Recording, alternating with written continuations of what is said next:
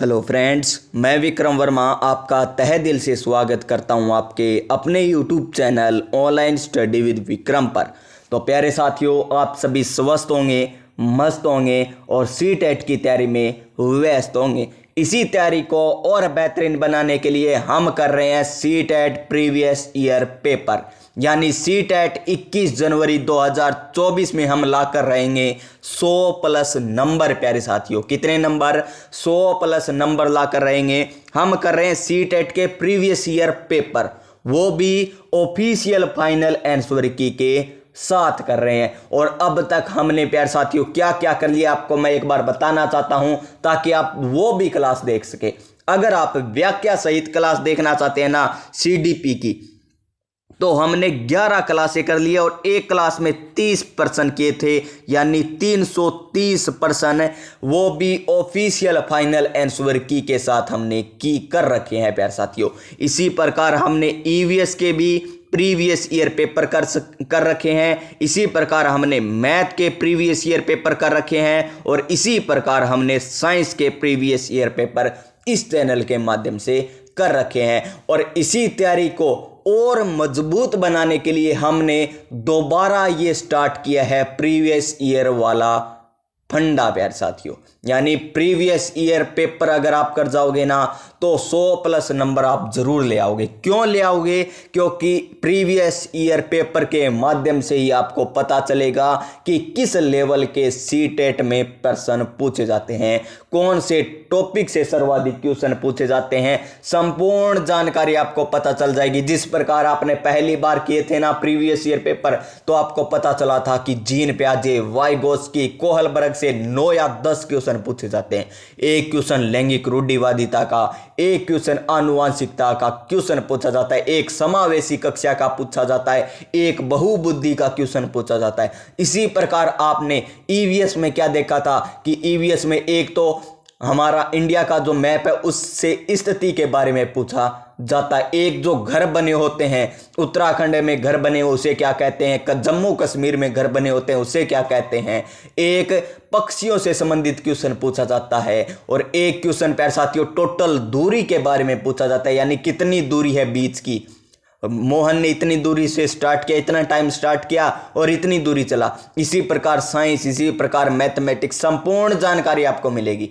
अब कर रहे हैं हम दोबारा, यानी रिवीजन कर रहे हैं। तो चलिए आज की क्लास हम स्टार्ट करते हैं। तो आंखों में अरमान लिया, मंजिल को अपना मान लिया, अब मुश्किल क्या आसान क्या, ठान लिया सो ठान लिया। तो आज हम बात करेंगे लेवल फर्स्ट के लिए ईवीएस, यानी पर्यावरण अध्ययन। तो क्वेश्चन नंबर 1 देखिए, भारत में बिहार के सापेक्ष, सबसे पहले आपको भारत का मैप याद होना चाहिए। भारत में बिहार के सापेक्ष जम्मू कश्मीर और गोवा की स्थिति क्या है? मान लीजिए ये प्यारे साथियों क्या है, आपका भारत है, इस प्रकार है भारत। आगे हम बात करेंगे, यहां पर है बिहार, क्या है बिहार, यहां पर है नीचे गोवा, क्या है गोवा, और यहां पर क्या है जम्मू कश्मीर। और ये दिशा कौन सी हो गई? ये दिशा हो गई उत्तर, ये हो गई दक्षिण, ये पूर्व, ये पश्चिम। तो देखिए यहां पर हमें बताना है बिहार के सापेक्ष जम्मू कश्मीर, बिहार के सापेक्ष जम्मू कश्मीर कौन सी दिशा में है? तो उत्तर और पश्चिम। कौन सी दिशा में? उत्तर पश्चिम दिशा में है। और गोवा कौन सी दिशा में है? तो गोवा है हमारा प्यारे साथियों दक्षिण और पश्चिम में। गोवा तो दक्षिण, गोवा यही नहीं है, गोवा नीचे चलकर आता है, जो गोवा नीचे चलकर आता है लगभग यहां पर आएगा। गोवा एक किनारे पर मिलेगा, समुद्र के किनारे आपको मिलेगा। ये स्क्रीन छोटी है इसलिए मैंने आपको समझाया है मात्र, क्योंकि फुल डिटेल के माध्यम से आपको पहले वाले पेपरों में समझा दी, ये केवल रिवीजन के लिए कर रहे हैं। भारत में बिहार के सापेक्ष जम्मू कश्मीर कहाँ पर है? यहाँ पर जम्मू कश्मीर, यहाँ पर बिहार, यहाँ पर है गोवा। तो उत्तर पश्चिम में तो क्या है जम्मू कश्मीर, और गोवा कहाँ पर है? दक्षिण पश्चिम में। गोवा कहाँ पर है? दक्षिण पश्चिम में, यानी ऑप्शन नंबर 3 हो जाएगा इस क्वेश्चन का right answer. Question number 62, question number 62 क्या है? वाष्पीकरण की प्रक्रिया निम्नलिखित में से किस स्थिति में सबसे धीमी होगी? सबसे धीमी किस में होगी? तो प्यारे साथियों सबसे धीमी होगी स्थैय और क्षेत्र, सतह क्षेत्र और तापमान दोनों में कमी। सतह क्षेत्र देख लीजिए, ये एक छोटा बर्तन है और ये एक बड़ा बर्तन है, इसमें जल पड़ा हुआ है प्यारे साथियों, और बहुत भयंकर गर्मी पड़ रही है, तो इसका वाष्पन ज़्यादा होगा ना इस बर्तन में पानी का, तो ये तो नहीं होगा, यानी सतह का क्षेत्रफल और तापमान में वृद्धि होगी तो ये नहीं होगा। सतह का क्षेत्रफल अधिक है लेकिन तापमान कम है, एक है छोटा सा बर्तन, इसमें जल है, तो सबसे ज़्यादा वाष्पोत्सर्जन किस में होगा, इन दोनों में से, तो इसमें ही होगा, क्योंकि इसमें ये बड़ा बर्तन है, बड़ा बर्तन है तो वाष्पोत्सर्जन भी ज़्यादा होगा, तो ये भी नहीं होगा।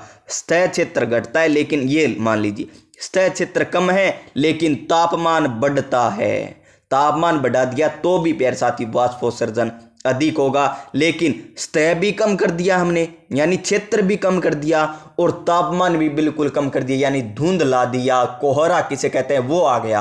और प्यारे साथियों क्या हुआ, छोटा बर्तन में हम बाहर जल रख देते हैं, छोटे बर्तन में जल रखते हैं, क्या वाष्पोत्सर्जन होगा, नहीं होगा, यानी तापमान भी कम करना होगा और सतह का क्षेत्र भी कम करना होगा, यानी ऑप्शन नंबर 4 हो जाएगा इस क्वेश्चन का right answer. Question number 63, question number 63 क्या है, स्थानों, दूरियों और दिशाओं की सापेक्ष स्थिति को समझने की क्षमता है। क्या दिशात्मक कौशल है, क्या चित्रण कौशल है, क्या स्थितीय कौशल है या ग्राफिक कौशल है। तो चित्रण कौशल तो है नहीं प्यारे साथियों, क्या चित्रण कौशल है नहीं, क्या है प्यारे साथियों, एक चित्रण कौशल है और कौन सा भी नहीं है। स्थानों को हम दिशा के माध्यम से नहीं समझ सकते, न ग्राफिक के माध्यम से समझ सकते, न ही प्यारे साथियों स्थिति के माध्यम से समझ सकते हैं। चित्रण कौशल के माध्यम से हम स्थानों, दूरियों और दिशाओं की सापेक्ष स्थिति को समझ सकते हैं, यानी ऑप्शन नंबर 2 होगा इस क्वेश्चन का राइट आंसर। यानी चित्रण कौशल का मतलब क्या है, यहां पर देखिए मैपिंग स्किल, नाम देखिए, हिंदी में आपको नहीं समझ में आ रहा होगा, यहां पर देखिए मैपिंग स्किल, यानी मैप के माध्यम से आप स्थानों को देख सकते हो ना, दूरी पता कर सकते हो ना, कौन सी दिशा में है ये भी पता कर सकते हो ना प्यारे साथियों, तो इसे कहते हैं इस क्वेश्चन का right answer, official final answer की के साथ करना प्यारे साथियों। क्वेश्चन नंबर 64 क्या है, क्वेश्चन नंबर 64 शानदार क्वेश्चन है, किस राष्ट्रीय पाठ्यचर्या फ्रेमवर्क यानी एनसीएफ ने प्राथमिक स्तर पर एक एकीकृत पाठ्यचर्या क्षेत्र के रूप में पढ़ाए जाने के लिए पर्यावरण की सिफारिश की थी, पर्यावरण अध्ययन की सिफारिश की थी, यानी पर्यावरण अध्ययन पढ़ाए जाने की सिफारिश कौन से एनसीएफ में या पाठ्यक्रम फ्रेमवर्क में की थी, ये हमें बताना है। तो NCF 1975, option number 4, option number 4 क्या होगा इस क्वेश्चन का राइट आंसर। क्वेश्चन नंबर 65 देखिए, ये आ गया कृषि से संबंधित, भारत में किस क्षेत्र में स्थानांतरित खेती करने का रिवाज है। तो स्थानांतरित कृषि कहाँ पर की जाती है, उत्तर पूर्वी क्षेत्र में। उत्तर पूर्वी क्षेत्र कौन सा हो गया, मेघालय, मिजोरम, अरुणाचल प्रदेश, ये उत्तर पूर्वी क्षेत्र कहलाते हैं प्यारे साथियों। उत्तर में कौन से आते हैं, जम्मू कश्मीर, दक्षिण में कौन से आते हैं, तमिलनाडु, केरल, ये आते हैं, और पूर्व में क्या आता है, राजस्थान, गुजरात आता है, पश्चिम में गुजरात और राजस्थान आते हैं। ये स्थिति आपको पता होनी चाहिए सभी। क्वेश्चन नंबर 66 क्या है, क्वेश्चन नंबर 66 नदी बांधों से उत्पन्न जल विद्युत, देखिए नदी बांध बनाए गए हैं, उससे हम क्या कर रहे हैं, जल विद्युत का उत्पादन कर रहे हैं, तो के लिए निम्नलिखित में से कौन सा कथन सत्य नहीं है। बांध टिकाऊ विकास को प्रोत्साहित करते हैं, बांध टिकाऊ विकास को प्रोत्साहित करते हैं, जल विद्युत का इसका क्या कनेक्शन है प्यारे साथियों, ये सत्य नहीं है। यह पानी या हवा को प्रदूषित नहीं करते, सही है। जल विद्युत सुविधाओं बड़े पर्यावरणीय प्रभाव हो सकते हैं, सही है। बांध स्वदेशी लोगों को अपनी नदी की जीवन रेखा से अलग करते हैं, सही है। लेकिन प्यारे साथियों ये गलत दे रखा है, यानी option number 1 official final answer की के अनुसार। क्वेश्चन नंबर 67 शानदार, जानदार, मजेदार क्वेश्चन, सबको आने वाला क्वेश्चन है, निम्नलिखित में से कौन सी ग्रीन हाउस गैसें हैं, कार्बन डाइऑक्साइड, मीथेन, जल वाष्प, उपयुक्त सभी। तो इस क्वेश्चन का राइट आंसर चुपके से कर आना, उपयुक्त सभी प्यारे साथियों, आपका कोई भी क्वेश्चन गलत नहीं करेगा, वो चाहे कितना भी बड़ा एग्जामिनर क्यों ना हो, क्योंकि ये हमने किया है ऑफिशियल फाइनल आंसर की के साथ। कार्बन डाइऑक्साइड, मीथेन, जलवाष्प, ये तीनों क्या है, ग्रीन हाउस प्रभाव को प्रभावित करने वाली गैसें हैं। चलते हैं हमारे नेक्स्ट क्वेश्चन, क्वेश्चन नंबर 68। फिर ये शानदार क्वेश्चन इसी तरीके से पूछे जाएंगे आपको क्वेश्चन ईवीएस में, तो इसी प्रकार आएंगे क्वेश्चन। भारत में ठंडे रेगिस्तान मानसून से प्रभावित क्यों नहीं होते?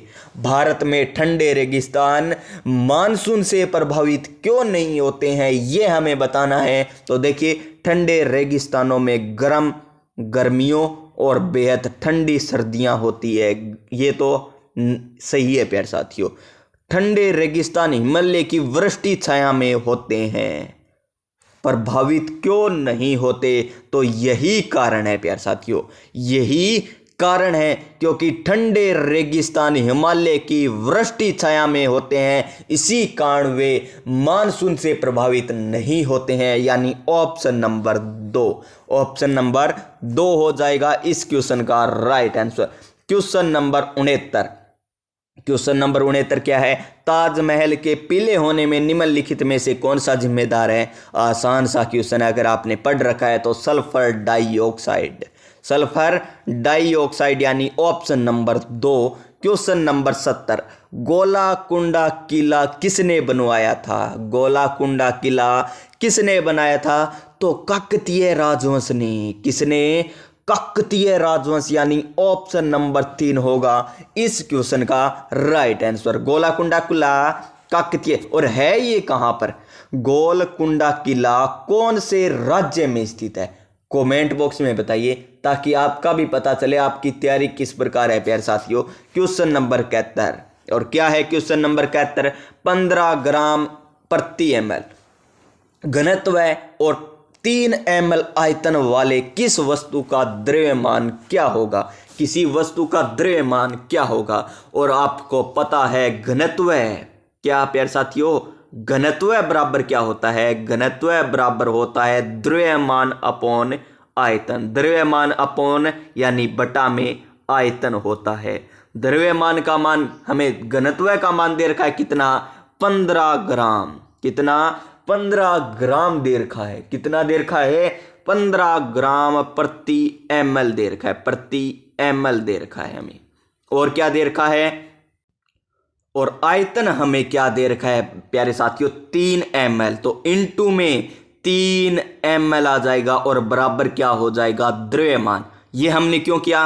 क्योंकि द्रव्यमान के भाग में है आयतन, इधर जाएगा तो गुणा में हो जाएगा, यानी द्रव्यमान बराबर क्या हो जाएगा? घनत्व इनटू में आयतन। तो घनत्व 15 ग्राम प्रति ml इनटू में 3 ml आयतन।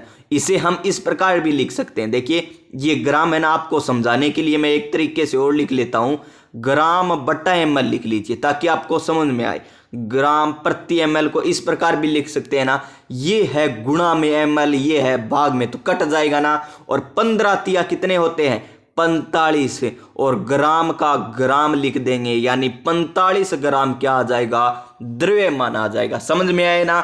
घनत्व का सूत्र क्या होता है? द्रव्यमान अपॉन आयतन। द्रव्यमान अपॉन आयतन या द्रव्यमान बटा आयतन, और द्रव्यमान ज्ञात करेंगे तो आयतन इधर चला जाएगा यानी गुणा में चला जाएगा, तो घनत्व इनटू आयतन क्या हो जाएगा? द्रव्यमान हो जाएगा। और ml इकाई से ml इकाई कट जाएगी, इसी कारण उत्तर हमारा किस में आ जाएगा?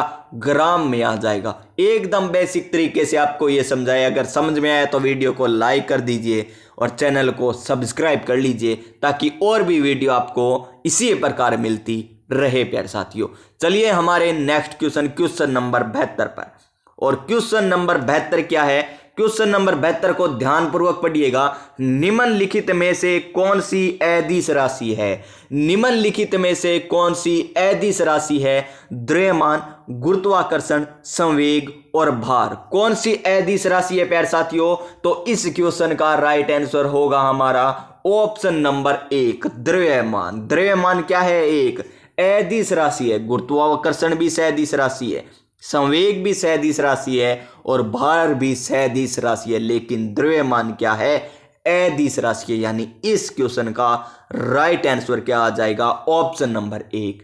आपको पता है ना अदिश राशियां कौन सी होती है, सदिश राशियां कौन सी होती है? मैंने पहले वाले जो क्लासें चली थी ना हमारे प्रीवियस ईयर पेपर की, सभी व्याख्या सहित बता रखे हैं, जाकर वो भी देख लीजिएगा अगर देखना चाहते हो तो, जल्दी देखना चाहते हो ना तब, अन्यथा इन क्लासों को लगा लीजिए, रेगुलर आने वाली है ये भी क्लासें। एक ऐसी वस्तु जिसमें से कोई प्रकाश किरण गुजर नहीं सकती कहलाती है। प्रकाश किरण नहीं गुजर पाती क्या कहलाती है? क्या वो पारभासी कहलाती है? नहीं कहलाती। क्या पारदर्शी कहलाती है? नहीं। क्या उत्तल कहलाती है? नहीं। अपारदर्शी कहलाती है। क्या कहलाती है? अपारदर्शी, यानी इस क्वेश्चन का भी right answer option number 1। Question number 74। Question number 74 है आपकी स्क्रीन पर प्यारे साथियों। पृथ्वी की सतह पर क्या है? पृथ्वी की सतह पर वस्तु का भार क्या होगा जिसका द्रव्यमान चंद्रमा की सतह पर 10 केजी है? चंद्रमा की सतह पर कितना है? 10 केजी हमें दे रखा है। कितना केजी दे रखा है? 10 केजी दे रखा है, और हमें बताना है पृथ्वी की सतह पर। चंद्रमा पर तो दे रखा है 10 केजी, और प्यारे साथियों यह हमें बताना है पृथ्वी की सतह पर वस्तु का भार क्या होगा। द्रव्यमान दे रखा है हमें, और द्रव्यमान प्यारे साथियों क्या नहीं होता? चेंज नहीं होता है। द्रव्यमान चेंज नहीं होता है, चाहे आप कौन सी भी दिशा में चले जाओ, कहीं पर चले जाओ, द्रव्यमान चेंज नहीं होता। भार में परिवर्तन होता है। क्या होता है? भार में परिवर्तन होता है प्यारे साथियों। देखिए इस क्वेश्चन का राइट आंसर होगा 10 केजी। क्या होगा? 10 केजी होगा। चलते हैं हमारे नेक्स्ट क्वेश्चन, क्वेश्चन नंबर 75 पर। क्या है? एक विलेय का विघटन दर पर निर्भर करता है। एक विलेय का विघटन दर किस पर निर्भर करता है प्यारे साथियों? आपको बताया मैंने, सतह क्षेत्र पर। किस पर? सतह क्षेत्र पर, यानी option number 3। Question number 76। Sushma चाहती है कि उसके छात्रों को पेड़ों के संरक्षण के लिए संवेदनशील बनाया जाए। निम्नलिखित में से कौन सी ऐसा करने की सबसे उपयुक्त रणनीति है प्यारे साथियों? तो ऑप्शन नंबर 4 हमें स्पष्ट दिखाई दे रहा है, बच्चों को एक पौधे को अपनाने और पोषित करने में मदद करना, यानी option number 4। Option number 4। Question number 77। Question number 77 क्या है? अभय ने, सभी ऑप्शन ले आए क्या? ये लीजिए, नहीं, पहले हम क्वेश्चन ही पढ़ेंगे प्यारे साथियों। और क्या है? अभय ने अपने छात्रों से उन बीमारियों पर समूहों में एक सर्वेक्षण करने के लिए कहा जिनसे उनके पड़ोस के लोग पीड़ित है। यानी अभय ना, मान लीजिए आप अध्यापक लगे, आपने छात्रों से क्या कहा? आप जाइए एक समय में सर्वेक्षण करके आइए कि आपके पड़ोस में कौन सी बीमारी फैली हुई है, किस से लोग अधिक पीड़ित हैं, आपको सर्वेक्षण करके आना है। पाठ्य पुस्तक में सर्वेक्षण का उल्लेख नहीं किया गया, पाठ्य पुस्तक में नहीं है इसका उल्लेख। इस शिक्षण अधिगम की रणनीति के लिए कौन सा विकल्प प्रासंगिक नहीं है?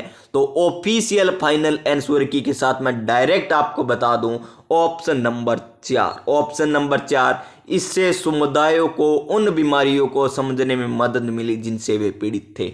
क्या प्यारे साथियों, समुदाय को सीखने को मिला? नहीं मिला, बच्चों को सीखने को मिला था, न कि समुदाय को सीखने को मिला। तो प्यारे साथियों इस क्वेश्चन का राइट आंसर ऑप्शन नंबर 4 हो जाएगा। ये क्वेश्चन फिर बढ़ाए हैं, तो प्यारे साथियों पहले हम क्या करेंगे? इस क्वेश्चन को समझेंगे। क्या है क्वेश्चन? तो क्वेश्चन क्या है? आपातकालीन परिस्थितियों के बारे में बात करने के लिए प्रिया ने अपने बच्चों, अपने नहीं है, छात्र से पूछा है, बच्चों के अनुभव पूछे जब उन्हें कभी आपात स्थिति का सामना करना पड़ा। बच्चों ने आग, बिजली के झटके, सड़क दुर्घटनाओं के साथ साथ अपने अनुभव सुनाए। यानी प्रिया ने पूछा, मान लीजिए आपने पूछा, आपने छात्रों से पूछा, बच्चों बताइए कि आपने आपात स्थिति का सामना कब कब किया है। तो कई छात्रों ने तो कहा सर मुझे बिजली का झटका लगा है, किसी ने कहा सर मैंने बाढ़ देखी है, किसी ने कहा सर मैंने बस एक्सीडेंट होते देखा, किसी ने कहा सर मैंने सड़क दुर्घटना देखी है, किसी ने आग लगी हुई देखी। तो छात्रों ने अपने अपने अनुभव बता दिए। अब बात करेंगे आगे। उन्होंने प्रश्न पूछे, उनकी मौजूदा समझ का आकलन किया और समाचार पत्रों से सड़क सुरक्षा विज्ञापनों जैसे संसाधनों का उपयोग करके सुरक्षा पहलुओं पर चर्चा की और क्रमशः आग और बिजली के झटके पर सुरक्षा दिशा निर्देशों पर चर्चा के लिए एलपीजी और इलेक्ट्रिक बिल का इस्तेमाल किया। प्रिया द्वारा अपनाया गया सबसे उपयुक्त दृष्टिकोण कौन सा है? यानी सबसे पहले उसके अनुभव किए, छात्रों से अनुभव प्राप्त किए, उसके बाद उन्होंने बताया, किसने?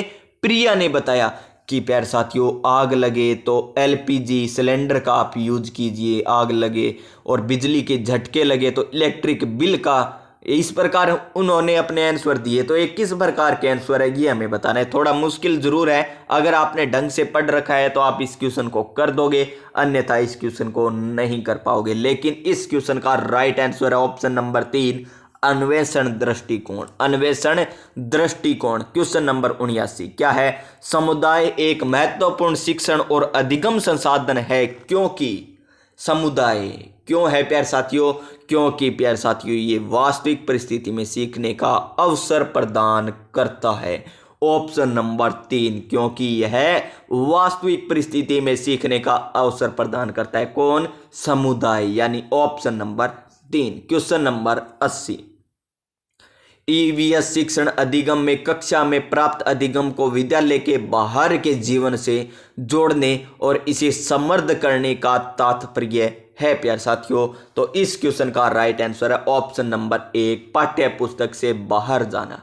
पाठ्य पुस्तक से बाहर जाना, ऑप्शन नंबर 1। क्वेश्चन नंबर 81, कक्षा 3 के छात्रों को रमा ने सिखाया कि पिता, माँ और उनके बच्चे एकल परिवार का गठन करते हैं और यदि दादा दादी अन्य रिश्तेदार साथ रहते हैं तो एक विस्तारित परिवार का गठन करते हैं। आप इस बारे में क्या सोचते हैं? आप इस बारे में क्या सोचते हैं? तो शिक्षण अधिगम दृष्टिकोण समावेशी नहीं है। क्या? शिक्षण अधिगम दृष्टिकोण क्या नहीं है? समावेशी नहीं है प्यारे साथियों, यानी option number 3। Option number 3। Question number 82 क्या है? क्वेश्चन नंबर 82 क्या है? निम्नलिखित में से कौन सी ईवीएस कक्षा की गतिविधि है? ईवीएस कक्षा की गतिविधि है ये हमें बताना है। तो चित्र के माध्यम से पढ़ाना है, फील्ड भ्रमण है, श्यामपट्ट का उपयोग भी है, यानी उपयुक्त सभी। ऑप्शन नंबर 4 होगा इस क्वेश्चन का राइट आंसर। क्वेश्चन नंबर 83 और क्या है? पर्यावरण अध्ययन पाठ्यक्रम बच्चों की समग्र शिक्षा का कारण बन सकता है यदि यह है प्यारे साथियों किस प्रकार का है? यदि यह उपयुक्त सभी है, यानी एकीकृत भी है, समावेशी भी है और विषयगत भी है, यानी एकीकृत, समावेशी, विषयगत, यानी उपयुक्त सभी। Option number 4। Option number 4। Question number 84 और क्या है? क्वेश्चन नंबर 84 स्क्रीन को छोटा कर लेते हैं। क्वेश्चन नंबर 84 है हमारा ईवीएस। क्या है? ईवीएस पाठ्य पुस्तक में सपेरों पर एक अध्याय है। सपेरों पर एक अध्याय है। इसका उद्देश्य बच्चों को जागरूक और संवेदनशील बनाना कि यह एक अवैध कार्य है। सपेरों की ऑप्शन नंबर 1 क्या है? क्या ये एक अवैध कार्य है प्यारे साथियों? नहीं है, ये तो अवैध कार्य नहीं है। सपेरों के लिए, क्योंकि बच्चे इन दिनों अक्सर उन्हें नहीं देखते, ये भी कारण नहीं है कि सपेरों सांपों को नुकसान नहीं पहुंचाए और अपनी आजीविका से वंचित करने से पहले विकल्पों को प्रदान करने की आवश्यकता है। ऑप्शन नंबर 3 क्या होगा? राइट आंसर हो जाएगा क्वेश्चन नंबर 85। और क्या है क्वेश्चन नंबर 85? विद्यालय में मिड डे मील समय के लिए कौन सा सबसे प्रासंगिक है? समय के लिए कौन सा सबसे प्रासंगिक है? मिड डे मील के बारे में हमें पूछा है। तो ऑप्शन नंबर 2 यह ईवीएस शिक्षण अधिगम के लिए एक अच्छा शिक्षण अधिगम का अवसर है। Option number 2। Option number 2। Question number 86 क्या है? पर्यावरण अध्ययन के संदर्भ में बोझ के बिना सीखना। बोझ के बिना सीखना का तात्पर्य क्या है? तो अबोध का भार कम करने की जरूरत है। अबोध के भार को कम करने की जरूरत है, यानी ऑप्शन नंबर 3। ऑप्शन नंबर 3 प्यारे साथियों इस क्वेश्चन का right answer. Question number 87, EVS कक्षा में समय में सीखने का क्या उद्देश्य है? यानी ईवीएस की जो कक्षा होती है ना, उसमें समय में सीखने का क्या उद्देश्य है? तो इसका उद्देश्य है ऑप्शन नंबर 3। और क्या है ऑप्शन नंबर 3? सहयोग के मूल्यों को लागू करने और एक साथ काम करने के लिए प्रत्येक बच्चे को सक्रिय रूप से भाग लेने और सीखने में सक्षम बनाना। Option number 3। Option number 3। Question number 88, Bala का पूरा नाम है? बाला, बाला, अब बाला ये सॉन्ग नहीं है। 88 नंबर क्वेश्चन है, बाला का पूरा नाम क्या है? तो इंग्लिश में देखिए, BALA का पूरा नाम क्या है? BALA का पूरा नाम क्या है? तो बिल्डिंग एज लर्निंग एड, यानी ऑप्शन नंबर 3। ऑप्शन नंबर 3, अधिगम सहायक के रूप में building. Option number 3। Question number 89, वैकल्पिक ढांचे का क्या अर्थ है? तो वैकल्पिक ढांचे का अर्थ है प्यारे साथियों, विचार जो अवधारणाओं के औपचारिक रूप से स्वीकृत स्पष्टीकरण से अलग है, यानी option number 2। Option number 2। Question number 90, और क्या है? महिलाएं पुरुषों की तुलना में कमजोर है, यह एक मिथक है। क्या एक भ्रम है प्यारे साथियों? मिथक। कमजोर नहीं है, कोई भी महिला पुरुष से कमजोर नहीं है, कोई भी पुरुष किसी से कम नहीं, न कोई महिला किसी से कम नहीं है, सभी अपनी अपनी जगह मजबूत हैं प्यारे साथियों। तो इसी प्रकार प्रत्येक वीडियो ऑफिशियल आंसर की के साथ पाने के लिए चैनल को सब्सक्राइब कर लीजिएगा। कमेंट बॉक्स में बताइएगा कि ये जानकारी आपको किस प्रकार लगी, ये क्वेश्चन किस प्रकार लगे। मिलेंगे हम नेक्स्ट वीडियो में, तब तक के लिए जय हिंद, जय भारत।